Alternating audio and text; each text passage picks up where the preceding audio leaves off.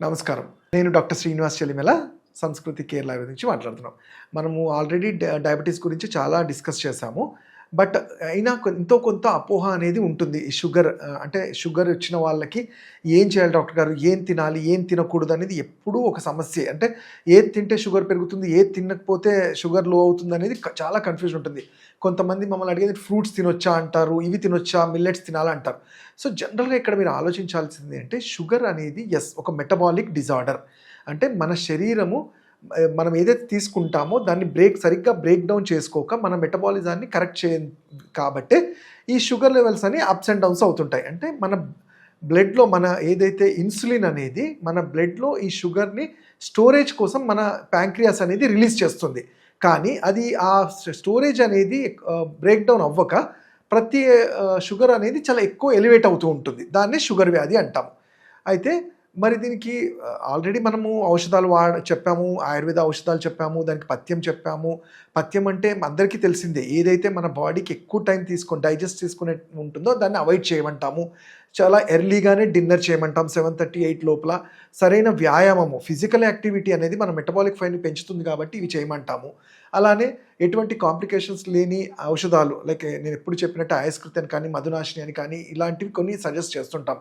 But ఇక్కడ పర్టికులర్‌గా foods గురించి చూస్తే మనము ఇంటి ఫుడ్ ఏదైనా కానీ హ్యాపీగా తీసుకోవచ్చు అని చెప్తాం. ఎందుకంటే మనము ఎక్కడ ప్రాబ్లమ్ క్రియేట్ చేస్తాం, ఐదర్ తీసుకుంటే చాలా ఎక్కువ తీసుకుంటాము, ఫిజికల్ యాక్టివిటీ చాలా తక్కువ ఉంటుంది. లేదంటే తక్కువ తింటాము, ఫిజికల్ యాక్టివిటీ ఎక్కువ ఉంటుంది. రెండూ విరుద్ధమే. మన శరీరానికి మనకి అవసరాన్ని బట్టి మనం ఫుడ్ తీసుకొని దానికి తగ్గ వ్యాయామం చేయగలిగితే మన మెటబాలిజం అనేది చాలా కరెక్ట్‌గా ఉంటుంది. ఎస్పెషల్లీ డయాబెటిక్ వాళ్ళల్లో నేను ఎప్పుడో చెప్పినట్టు మందాగ్ని అంటాం. అంటే ఈ జీర్ణశక్తి కొంచెం తగ్గిపోయి వీక్‌నెస్ అనేది చూస్తూ ఉంటాం.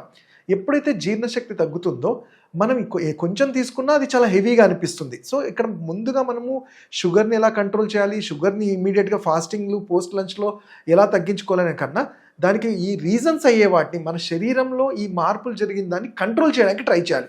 ఈవెన్ జెనెటిక్ ఉన్న వాళ్ళలో కూడా మీరు చూసుకుంటే జెనెటిక్ ఫ్యాక్టర్స్‌లో అనొచ్చు దాన్ని ఏం చేయలేమా రివర్స్ అంటే, జెనెటిక్ ఫ్యాక్టర్స్‌లో కూడా కాంప్లికేషన్స్ రాకుండా ఒక కంట్రోల్‌లో పెట్టుకోవడానికి తప్పకుండా మనము మన డైట్ మీద కంట్రోల్ ఉండాల్సి ఉంటుంది. దానికి మేము చెప్పేది ఏంటి 4-5 టైమ్స్ మన డేలో తీసుకునే ఫుడ్ ఉండాలి. అంటే డివైడెడ్ డోసెస్‌లో మన ఫుడ్ ఉండాలి. ఫర్ ఎగ్జాంపుల్ మనం రోజు బ్రేక్‌ఫాస్ట్ 8:00కి 6 ఇడ్లీస్ తింటున్నామంటే లిమిట్ 4 ఇడ్లీస్‌కి. మళ్ళీ ఒక 2 అవర్స్ తర్వాత కావాలంటే ఇంకో ఇడ్లీ, ఇంకో 2 ఇడ్లీలు కానియండి, లంచ్ కానియండి, అలానే స్నాక్స్ టైంలో 4:00, 5:00 స్నాక్స్ లాంటివి బాయిల్డ్ పీనట్స్ అని కానియండి, మూంగ్ దాల్ ఎస్పెషల్లీ షుగర్ వాళ్ళకి మూంగ్ దాల్ ఉడకపెట్టిన పెసర్లని గుండు పెసర్లు అంటాము, వీటిని తీసుకోవడము. అలానే మార్నింగ్ టైమ్స్లో వీలైతే 11-4 ఇన్ బిట్వీన్ మీల్స్లలో సొరకాయని జ్యూస్ లాగా తీసుకోవడం వల్ల గ్యాస్ట్రిక్ ప్రాబ్లమ్స్, ఒబేసిటీ ప్రాబ్లము, అలానే షుగర్ కంట్రోల్ అంటే ఇన్సులిన్ని కంట్రోల్గా ఉంచడంలో సొరకాయ జ్యూస్ కూడా చాలా హెల్ప్ఫుల్గా ఉంటుంది. అలానే అలసందలు ఇవి మనం ఏంటంటే మెయిన్ మీల్స్తో పాటు అంటే మధ్యాహ్నము రాత్రి మీల్స్కి మధ్యలో అలసందలు లాంటివి కూడా తీసుకోవడం వల్ల చాలా ఈ గ్లైసిమిక్ ఇండెక్స్ని మెయింటైన్ చేస్తాము. డిన్నర్ కూడా 7:30, 8 లోపల మనము ఫినిష్ చేసుకోవడానికి చూడాలి. ఇంకో కామన్ క్వశ్చన్ ఏంటి, డాక్టర్ గారు రైస్ తినొచ్చా అంటారు. శుభ్రంగా హ్యాపీగా మధ్యాహ్నం టైంలో రైస్ అనేది ఒక కప్ ఆఫ్ బౌల్ యాజ్ యూజువల్‌గా 1-2 కప్స్ ఆఫ్ వెజిటబుల్స్‌తో మంచిగా తీసుకోవాలి. ఎందుకంటే మనకి ఎనర్జీ కూడా కావాలి కాబట్టి అన్ని న్యూట్రియంట్స్ ఉండాలి. ఇక్కడ అవాయిడ్ చేయాల్సింది ఏంటి, హై స్టార్చ్, హై క్యాలరీస్ ఉన్నవి లైక్ మనము ఎక్కువ డిపెండ్ అయ్యేది బయట ఫుడ్స్ తీసుకున్నప్పుడు డెఫినెట్లీ ఇవి బాడీకి హ్యాంపర్ చేస్తాయి.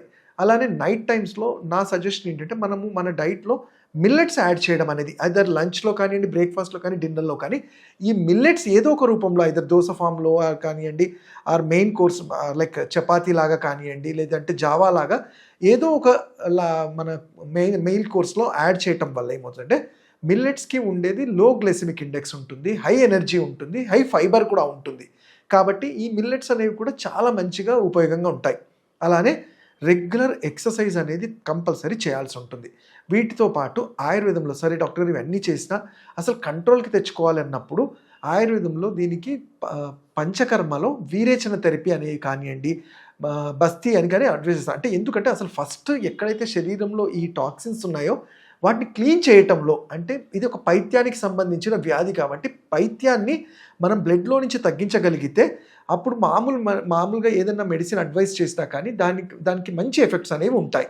అలానే స్ట్రెస్ని తగ్గించుకుంటూ నేను చెప్పిన డైట్, వాటర్ ఇంటేక్ మంచిగా ఉండి అండ్ రెగ్యులర్గా మేము ఆయుర్వేద వైద్యులుగా చెప్పేది త్రిఫలా చూర్ణం అంటాం.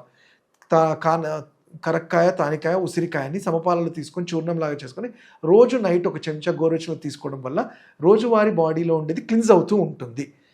వీటితో మనం షుగర్ని కంట్రోల్లోనే కాకుండా వాటి వల్ల వచ్చే ఈ కాంప్లికేషన్స్ లైక్ న్యూరోపతి కానీ ఇతరత్ర ప్రాబ్లమ్స్ నుంచి కూడా డెఫినెట్లీ రక్షించబడతారు. ఇంకా వీటి గురించి తెలుసుకోవాలంటే నా నంబర్ వచ్చి 7658909501. Thank you.